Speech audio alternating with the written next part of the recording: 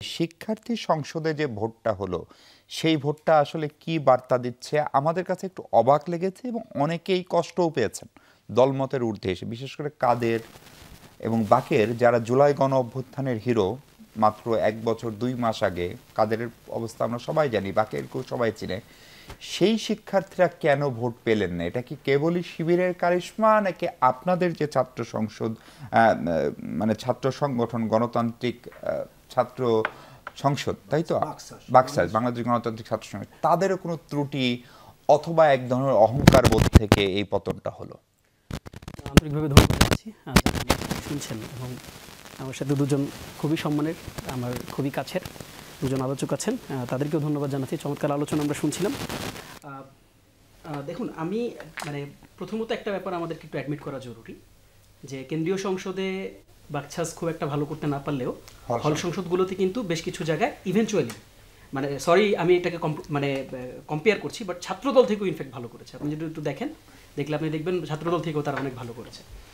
এখন এইখানে একটা বিগেস্ট কোশ্চেন হচ্ছে যে আসলে এটা ফিনোমেননটা কী ছিল, আসলে ব্যাক এন্ডে কোন কনসেপ্টটাকে হচ্ছে ছাত্ররা গ্রহণ করেছে, সাধারণ ছাত্রছাত্রীরা এটাকে ওয়াইডলি অ্যাকসেপ্ট করেছে।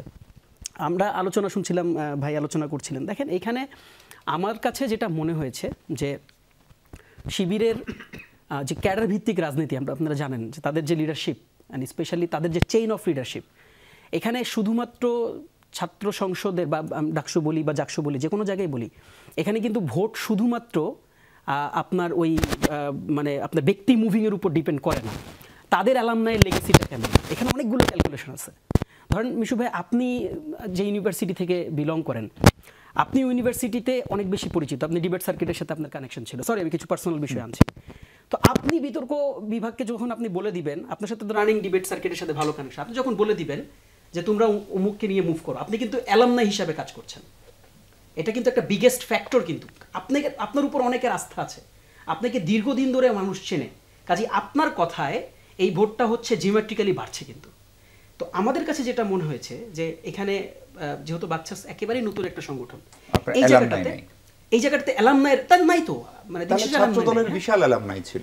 ছাত্রদলের ফেলিওরের ডিফারেন্ট কারণ আছে। আপনি যদি আমার কাছে উত্তর চান সেটা আমি দিব, সেটার ভিন্ন কারণ আমার কাছে আছে, আমার দৃষ্টিভঙ্গিতে আছে। দ্বিতীয় আরেকটা ব্যাপার আমাদের কাছে মনে হয়েছে যে দেখেন, এটা আমি it sounds could be wrong আর কি, বাট বাস্তবতা বলে তো একটা ব্যাপার আছে। আমার কাছে মনে হয়েছে যে ধরনের পরিশ্রম, যে ধরনের মুভ, যে ধরনের ছাত্রছাত্রীদের কাছে যে ধরনের হ্যামারিং করা দরকার ছিল, সেই জায়গাটাতে হয়তো বাকছাসের কিছু কিছু জায়গায় কমতি ছিল। আমি জানি না, আমি খুব লিমিটেড আকারে ফলো করেছি। আমি যতটুকু ফলো করেছি, আমার কাছে মনে হয়েছে যে সেই জায়গাটাতে তারা আরও বেশি ভালো করতে পারতো। কারণ আপনি বাস্তবতাকে অস্বীকার করতে পারবেন না। উট পাখির মতন মাথা গুঁজে থেকে বাস্তবতাকে কিন্তু ট্রিট করা যায় না। রাদার বাস্তবতা আকারে স্বীকার করলেই কেবল সেখান থেকে ভালো করা যায়। কাজে এটা আমার কাছে মনে হয়েছে যে দ্বিতীয় আরেকটা ফেইলিওর। তৃতীয় আরেকটা ফেইলিওর আমার কাছে মনে হয়েছে, দেখেন, বিশ্ববিদ্যালয়ে 5 আগস্টের পরের রাজনীতি, এটা কিন্তু কমপ্লিটলি ডিফারেন্ট একটা জেস্চারের রাজনীতি। বিষয় আপনাকে এটা বুঝতে হবে যে আমরা কল্যাণমুখী শব্দটার সাথে তো আমরা অনেক বেশি পরিচিত। এই শব্দটা যারা পলিটিক্যাল সারফেসে যাদের মুভিং আছে, তাদের কাছে কিন্তু এই শব্দটা নতুন না। এবি পার্টি কল্যাণমুখী রাজনীতির কথা অনেক আগে বলছে। জামাত রিসেন্ট ডেজে এসে কল্যাণমুখী রাজনীতির কথা বলতেছে, বাট এবিবাডি কিন্তু এবারে রাজনীতির এজেন্ডাই ছিল সমাধান নির্ভর রাজনীতি আর কি। কাজে এই রাজনীতির যে প্যাটার্ন, এই প্যাটার্নকে আমার কাছে মনে হয়েছে যে জামাত এবং তাদের যে ছাত্র সংগঠন শিবির, তারা এটাকে পপুলারাইজ করতে পারছে, এটা মানুষের কাছে পৌঁছাইতে পারছে, যেটা অন্যরা পারেনি।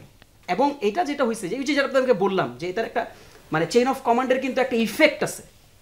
যখন আপনি খুবই সংগঠিতভাবে মুভ করবেন, আপনি যদি খুব দুর্বল মেসেজও নিয়ে যান, সংগঠিতভাবে মুভ করার কারণে সেই মেসেজটা অনেক স্ট্রং সাউন্ড করে। কাজেই আমার কাছে মনে হয়েছে যে এটা একটা বিশাল ব্যাপার। তবে একটা আশার জায়গা আছে। আশার জায়গাটা হচ্ছে যে বাকছাসের লেগেসি না থাকলেও, লিডারশিপের লেগেসি, যেটাকে আমি অ্যালামনাই বলতেছি, সেই লেগেসি না থাকলেও যেভাবে করে তারা হল সংসদে ভালো করতেছে, এটা যদি তারা ধরে রাখতে পারে, এবং আপনার অর্গানাইজেশনাল যে স্ট্রাকচার, অর্গানাইজেশনাল যে কমিউনিকেশন, দেখেন, it depends on communication, how you are conveying your message to your voters. এটা ম্যাটার করে ভাই, আপনার জেস্চার ম্যাটার করে। আমি দেখেন, আমি এখানে এই আজকের ডিবেট আজকের এই যে আলোচনা থেকে আমি আবিদ ভাইকে আলাদা করে অ্যাড্রেস করতে চাই। তার যে জেস্চার ছিল, কতটা পোলাইট জেস্চারে কিন্তু তিনি মানুষের কাছে গেছেন। আপনার সাদিক বলেন, এরপর হচ্ছে ফরহাদ বলেন, বা তারা যেভাবে করে মানুষের কাছে হামিম, একটা সিঙ্গেল ইনসিডেন্টকে যদি আপনি বাদ দেন, যদিও পরবর্তী দিনে ম্যামের কাছে তিনি ক্ষমা প্রার্থনা করেছেন, বাট তাদের জেস্চার কিন্তু অনেক বেশি পোলাইট ছিল।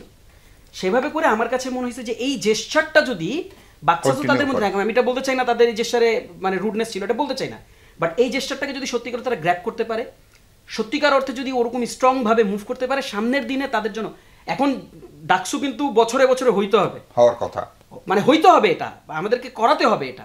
না, এটা এখন যদি কনস্টিটিউশনে 1 ইয়ারের বেশি থাকতেও পারবে না। কাজে আমরা যদি এটাকে ক্যারি ফরওয়ার্ড করতে পারি, আমার কাছে মনে হয় যে বাচ্চা সেই জায়গাটাতে ভালো করবে, বাচ্চা সেই ক্যাপাসিটিটা আছে।